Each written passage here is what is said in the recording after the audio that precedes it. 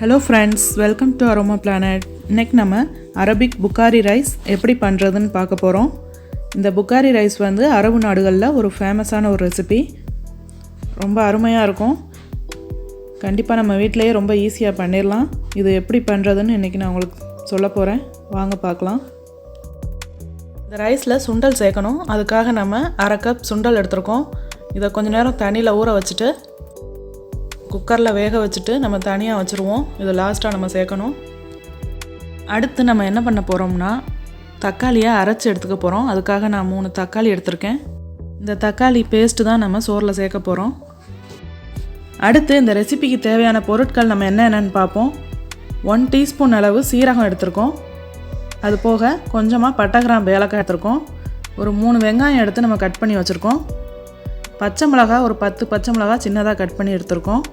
1 table spoon அளவு உலர் திராட்சை, 3 கேரட் எடுத்து இந்த மாதிரி நீல வாக்கில் கட் பண்ணி வச்சுருக்கோம். 1 டேபிள் ஸ்பூன் அளவு இஞ்சி கட் பண்ணி வச்சுருக்கோம் சின்ன சின்னதாக. ஒரு 10 பூண்டு எடுத்து நம்ம 2 பீஸாக கட் பண்ணி எடுத்துருக்கோம். ஒரு கையளவு புதினா கொத்தமல்லி எடுத்துருக்கோம். அடுத்து நம்ம அரைச்சி வச்சுருக்க இந்த தக்காளி பேஸ்ட் வச்சுருக்கோம். அடுத்து நம்ம எப்படி பண்ணுறதுன்னு பார்ப்போம். ஃபஸ்ட்டு என்ன பண்ண போகிறோம்னா சட்டியை நல்லா சூடு பண்ணிவிட்டு எண்ணெய் சேர்த்துப்போம். எண்ணெய் நல்லா சூடான பிறகு நம்ம கேரட் கட் பண்ணி வச்சுருந்தோம் இல்லைங்களா, அந்த கேரட்டை நல்லா ஃப்ரை பண்ண போகிறோம். அதை நல்லா ஃப்ரை பண்ணிவிட்டு நம்ம தனியாக எடுத்து வச்சிடணும். இதை லாஸ்ட்டாக நம்ம ரைஸ்க்கு மேலே டாப்பிங்ஸ் மாதிரி போடுறதுக்காக இந்த கேரட் நம்ம வச்சுருக்கோம். 5லேருந்து ஒரு 10 நிமிஷம் வரைக்கும் இந்த கேரட்டை மீடியம் ஃப்ளேமில் வச்சு நல்லா ஃப்ரை பண்ணிவிட்டு இதை எடுத்துருவோம். அடுத்து 1 டேபிள் ஸ்பூன் அளவு உலர் திராட்சை வச்சுருந்தோம் இல்லைங்களா, அதையும் கேரட் மாதிரியே இந்த எண்ணெயில் நல்லா ஃப்ரை பண்ணிவிட்டு நம்ம தனியாக எடுத்து வச்சிடணும். இது ரெண்டுமே நம்ம ரைஸ் முடிஞ்சதுக்கப்புறம் மேலே டாப்பிங்ஸ் போடுறதுக்காக பண்ணுறது. இப்போ நம்ம ரைஸ் ரெடி பண்ண ஆரம்பிச்சிடலாம். இந்த எண்ணெய் கொஞ்சம் குறைஞ்சிருக்கிறதுனால நம்ம இன்னும் கொஞ்சம் எண்ணெய் சேர்த்துட்டு நம்ம பட்டை கிராம்பு ஏலக்காய் சீரகம் இதெல்லாம் போட்டு நம்ம நல்லா ஃப்ரை பண்ணிடுவோம்.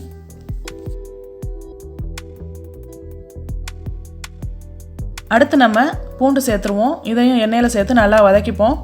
அரபிக் ரெசிப்பியில் நம்ம பெரும்பாலும் பார்த்தோம்னா இஞ்சி பூண்டு பேஸ்ட்டு சேர்க்குறத விட இந்த மாதிரி இஞ்சி பூண்டை கட் பண்ணி தான் போடுவாங்க.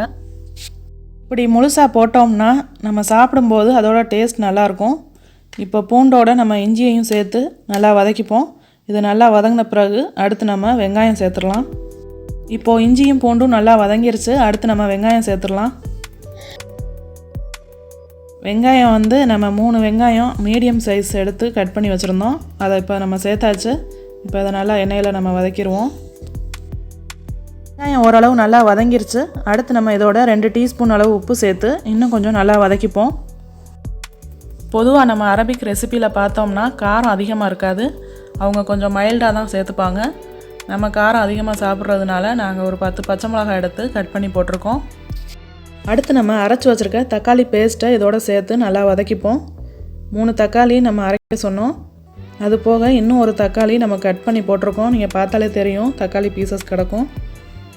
இப்போ இதை நல்லா எண்ணெயில் வதக்கி விட்டுருவோம். தக்காளி ஓரளவு நல்லா வதங்கின பிறகு இதோட நம்ம எடுத்து வச்சுருக்க புதினா மல்லி சேர்த்துப்போம்.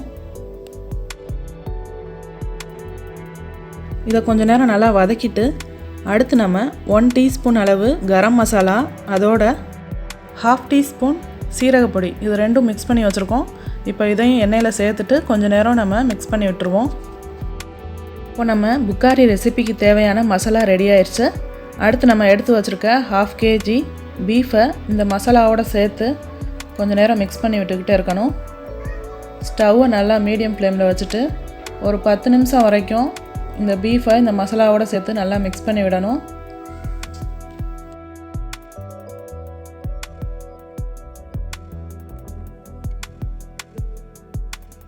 இந்த புக்காரி ரெசிப்பியில் மிளகாய்த்தூள் சேர்க்க மாட்டாங்க. நமக்கு காரம் கொஞ்சம் தேவைப்பட்டதுனால எக்ஸ்ட்ராவாக 1 டீஸ்பூன் அளவு மிளகாய்த்தூள் சேர்த்துருக்கோம். நீங்கள் சேர்க்கலனாலும் பரவாயில்ல.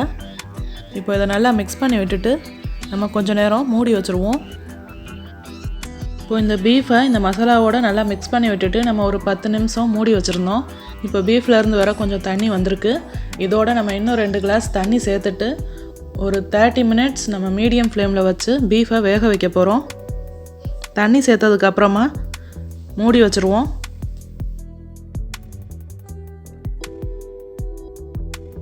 1/2 மணி நேரத்துக்கு அப்புறம் இப்போ ஓப்பன் பண்ணியிருக்கோம். நம்ம பீஃப் நல்லா வெந்துருச்சு.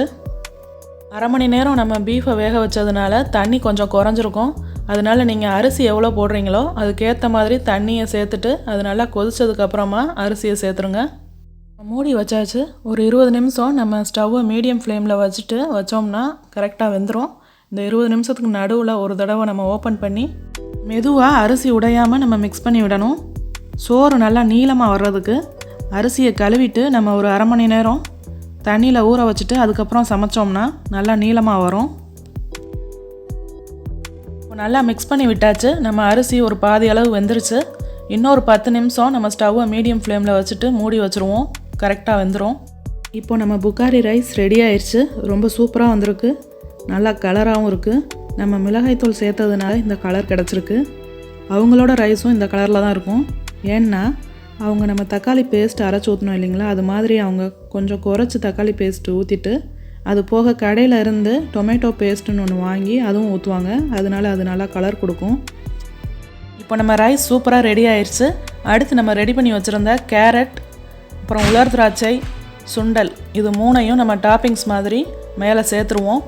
இது டாப்பிங்ஸ்க்கு மட்டும் இல்லை, இந்த சோறோட இந்த பொருட்களை சேர்த்து சாப்பிடும்போது அதோட டேஸ்ட் ரொம்ப சூப்பராக இருக்கும். இந்த ரெசிபி வந்து நம்ம வீட்டில் ரொம்ப ஈஸியாக பண்ணிடலாம். நம்ம பிரியாணி செய்கிறத விட இது ரொம்ப ஈஸி தான். கண்டிப்பாக நீங்களும் ட்ரை பண்ணி பாருங்கள். ஓகே ஃப்ரெண்ட்ஸ், இந்த வீடியோ உங்களுக்கு பிடிச்சிருக்குன்னு நினைக்கிறேன். பிடிச்சிருந்தா லைக் பண்ணுங்கள், உங்கள் ஃப்ரெண்ட்ஸ்க்கும் ஷேர் பண்ணுங்கள். ட்ரை பண்ணி பார்த்துட்டு கமெண்ட் பண்ணுங்கள். மேலும் இந்த மாதிரி வீடியோக்கள் பார்க்க நம்ம அரோமா பிளானட் சேனலை சப்ஸ்கிரைப் பண்ணுங்கள். தேங்க்ஸ் ஃபார் வாட்சிங்.